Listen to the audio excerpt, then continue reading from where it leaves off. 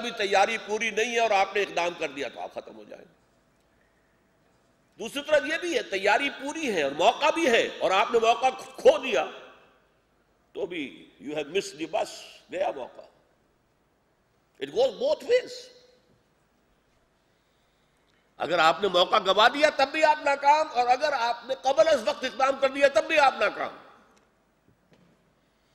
تو switching over from the passive to the active resistance is the most crucial decision to be taken by the leadership of the party۔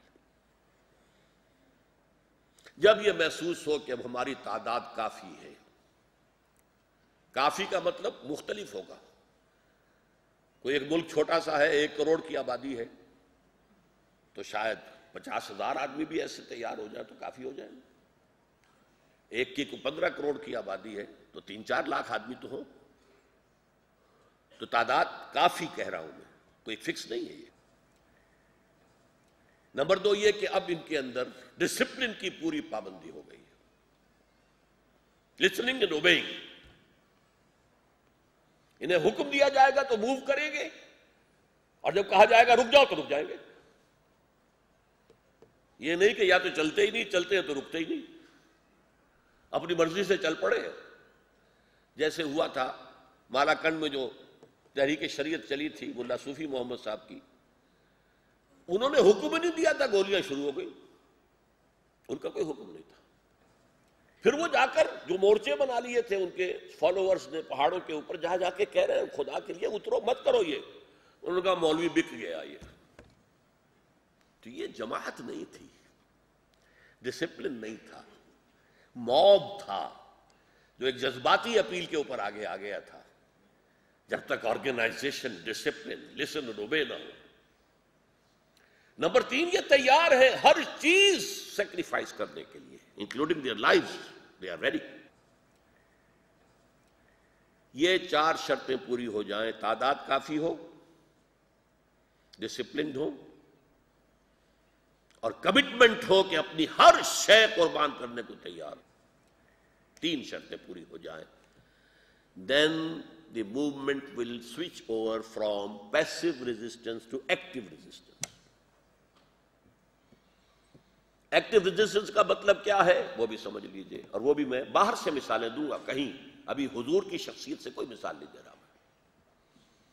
خاکہ آپ بالکل secular terms کے اندر اپنے ذہن میں جما لیں، پھر اس میں رنگ بھریں گے ہم، لیکن دعویٰ میرا یہ everything source is the seerah of the prophet. میرے پاس کوئی اور ذریعہ نہیں۔ ایک دفعہ جدے میں مجھے ایک صاحب نے کتاب دی، دی میکینکس آف ریولوشن، اس قدر خوش ہوا میں کہ مجھے میرے موضوع کی کتاب کچھ بھی نہیں تھا اس میں۔ میکینکس آف ریولوشن تو مجھے ملا ہے سیرت محمدی میں صلی اللہ علیہ وسلم۔ ایکٹیو ریزسٹنس کیا ہے؟ آپ نظام کی کسی دکھتی رگ کو چھیڑیں۔ آپ نے براہ راست ابھی کوئی چیلنج نہیں کیا ہے، کوئی الٹیمیٹم نہیں دیا، چھوڑا ہے، دیکھا ہے ذرا۔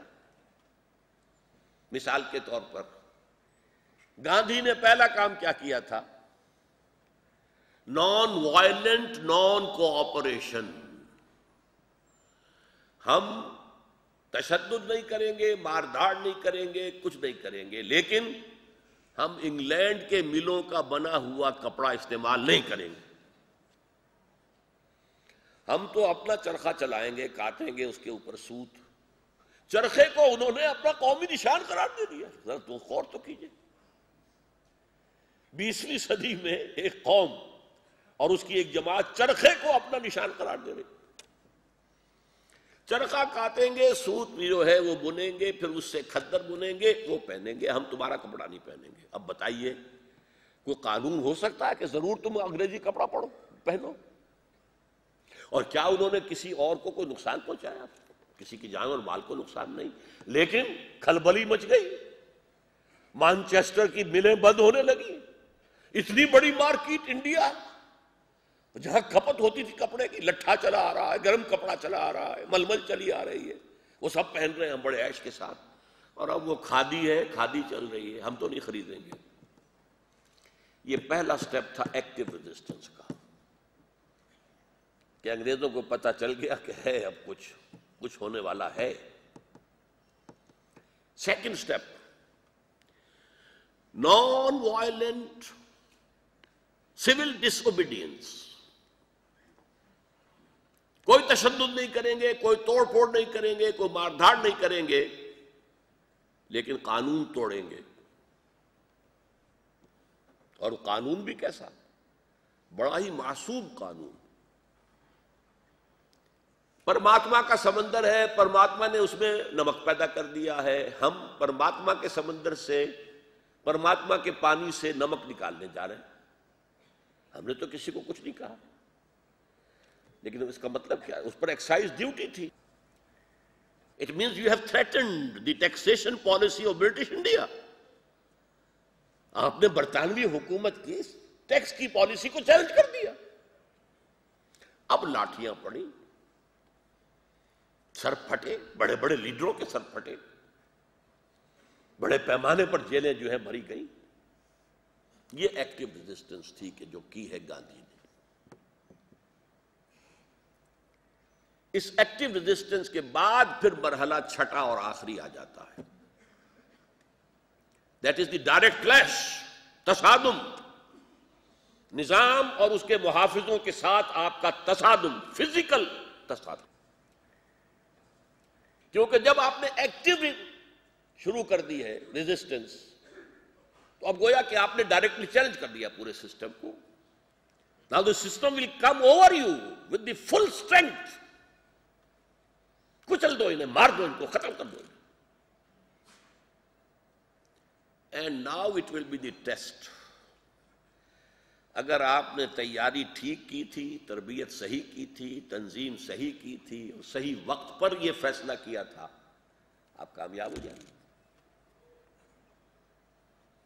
اگر آپ نے تیاری کے بغیر ہی اقدام کر دیا تھا، ابھی نہ آپ کے پاس تعداد اتنی موجود تھی، نہ ابھی ان کی تربیت تھی، نہ وہ لسن اینڈ اوبے کے آپ عادی تھے، اور آپ نے جو ہے پنگا لے لیا، تو ظاہر بات ہے کہ اس کا نتیجہ یہ ہوگا کہ آپ ناکام ہو جائیں گے. اس فائنل سٹیپ کے آنے کے بعد کوئی درمیانی بات نہیں ہے، یا تخت یا تختہ.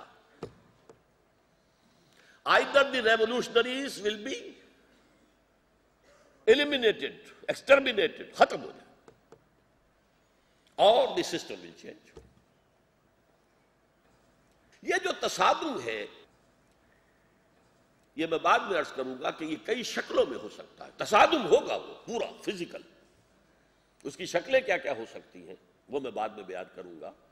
لیکن یہ آخری سٹیج ہے تصادم. علامہ اقبال نے، میں نے اب تک جو کچھ کہا ہے اس کو اگر ایک شعری انداز میں آپ سمجھنا چاہیں، تھوڑی سی فارسی ہے، اور میں جب بھی یہ شعر سناتا ہوں تو یہ کہے بغیر نہیں رہتا کہ کچھ اندازہ نہیں ہے یہ اللہ کا بندہ اقبال نام کا جو گزرا ہے ہمارے ہاں دفن ہے لاہور میں، یہ کبھی کبھی کس روحانی مقام پر ہوتا تھا. اللہ سے ہم اپنا مکالمہ بیان کر رہا ہے.